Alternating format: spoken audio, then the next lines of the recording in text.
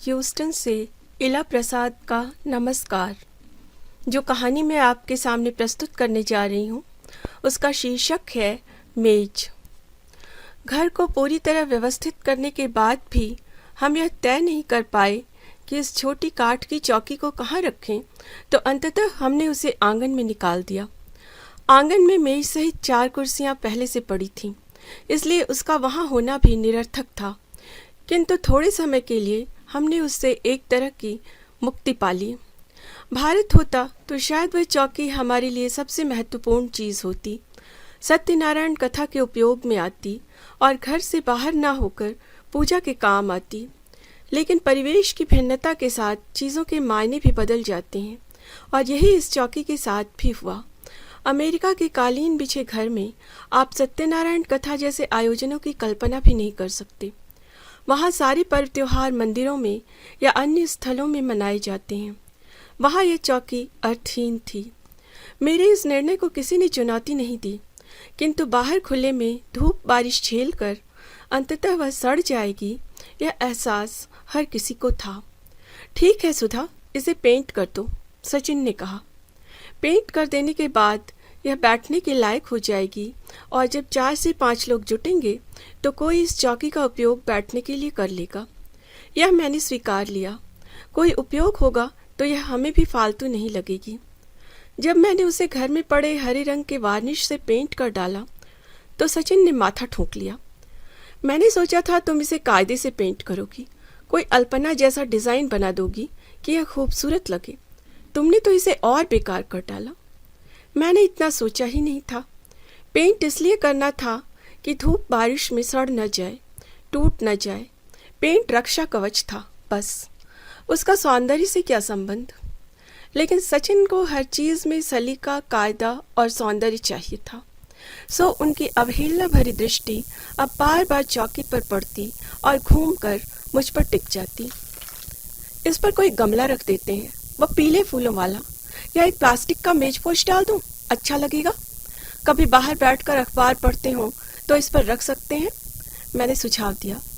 सचिन के चेहरे का भाव यथावत था। उन्हीं गर्मियों में एक नील पंछी के जोड़े ने हमारे आंगन के सामने वाले पेड़ पर बैठना शुरू किया था। बहुत सुंदर होते हैं नील पंछी। उनकी भी कई प्रजातियां होती हैं। ह्यूस्टन में जो प्रजाति दिखती है उसका नाम ब्लू जे है। यह आकार में बड़ा और काले सफेद नीले रंगों के धब्बे वाले पंखों का बहुत ही खूबसूरत पक्षी होता है। गले में कालापन लिए एक नीली धारी होती है, शायद नीलकंठ इसे ही कहा जाना चाहिए। वह हमारे मैदान में उतरता तो नीले रंगों की आभा एक से दूसरे छोर तक बिखर जाती, किंतु यह कुछ क्षणों के लिए होता। बेहद डरपोक वह पक्षी वापस किसी पेड़ पर गायब हो जाता। मैंने किताबों में पढ़ा था कि उसे पानी में खेलना पसंद है। हमें लगा कि अब चौकी काम में आने वाली है। इस पर एक कटोरा पानी भरकर रख देते हैं, ब्लू बर्ड नहाएगी। यह विचार सचिन को भी पसंद आया, किंतु डरपोक ब्लू बर्ड ऊपर से गुजर जाती, आंगन में उतरे बिना। हमने कई दिन इंतजार किया, फिर एक लोहे के स्टूल पर मैदान के बीच दूर पानी का कटोरा रखा, और लो, नीली चिड़िया का पानी में खेलना शुरू हो गया।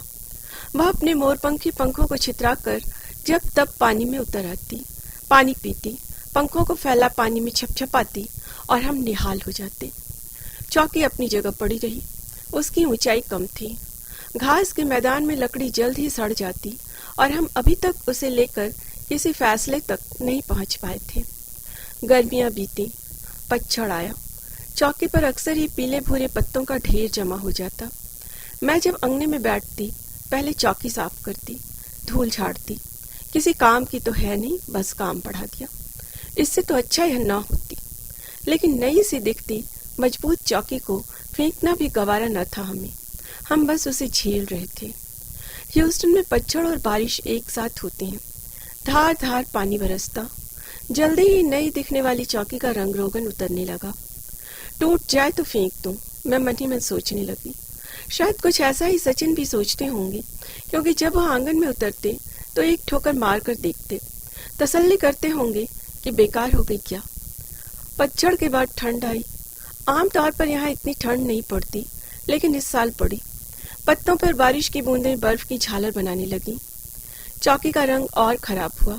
हरा वार्निश जगह जगह से उतर गया था और काठ का रंग नजर आने लगा था। वह अब हमारी दृष्टि से ही नहीं, मन से भी उतर रही थी। दूसरी ओर ब्लू बर्ड के लिए हमारा आकर्षण बढ़ता जा रहा था। सर्दियों के बाद जब बसंत आया तो ब्लू बर्ड ही नहीं, कार्डिनल, अमेरिकन रॉबिन, कठफोड़वा आदि कई पक्षियों के दर्शन होने लगे। इनके लिए दाना डालेंगे, मेरा मन मचला। दाना खाएंगे तो देर तक हमारे करीब रहेंगे। आजकल एक लाल फिंच भी आने लगी है, मैंने सचिन को बतलाया। सचिन पहले तो मेरे इस बचपने पर हंसे, फिर सारा दिन मैं घर में अकेली रहती हूँ तो मन लगेगा, यह सोचकर मेरे साथ बाजार जाकर बर्ड फीडर और उसका दाना साथ साथ ले आए। पक्षियों ने हमारे इस निर्णय का स्वागत किया। बस ब्लू बर्ड दूर दूर रहती, गहरी असंतुष्ट नजरों से वह दूर से देखती, कभी पानी पीती और फिर फुर्र हो जाती। हाँ, गौरैयों की संख्या बढ़ती जा रही थी। एक समस्या और आई। गिलहरी को हमारा बर्ड फीडर पसंद आ गया था। वह चुपके से आकर ढक्कन खोल पक्षियों का दाना खा जाती। अब हमारे काम में बर्ड फीडर की चौकसी करना और शामिल हो गया। दिन दोपहरी अब मैं आंगन के सामने कमरे में पर्दे की आड़ में बैठने लगी। गिलहरी जिस गति से खा रही थी वह बहुत ज्यादा था और हमारे बजट में पक्षियों के लिए इतनी जगह नहीं थी। कभी कभी लाल फिंच आकर पुकारती, हम समझ जाते दाना या तो खत्म हो गया था या फिर गिलहरी ने खा डाला है। इन्हीं दिनों एक दिन मूसलाधार पानी बरसा। छुट्टी का दिन, सचिन घर पर ही थे, वरना ऐसी बारिश में निकलना चिंता का सबब होता है। सड़कों पर पानी भर जाता है, एक्सीडेंट होते हैं और बाढ़ की स्थिति भी आती रहती है। यह दीगर बात है कि ऐसी स्थिति देर तक बनी नहीं रहती और बारिश थमते ही कुछ घंटों में स्थिति ठीक हो जाती है। लेकिन तब जब बारिश थमी, कई बार बारिश थमने का नाम नहीं लेती। आज ऐसा ही था। फिंच कई बार पुकार चुकी, आप कब दाना डालेंगे उसके लिए? मैंने हंसकर सचिन से कहा। सचिन सोच में पड़े खिड़की से बारिश देखते रहे। नहीं, बर्ड फीडर में डालना मुश्किल है, पूरा ही भीग जाऊंगा। रुको, मैं छाता लेकर चौकी पर दाने बिखरा आता हूँ। मैंने उन्हें अविश्वास से देखा, लेकिन वे दृढ़ थे। कुछ बोलना बेकार।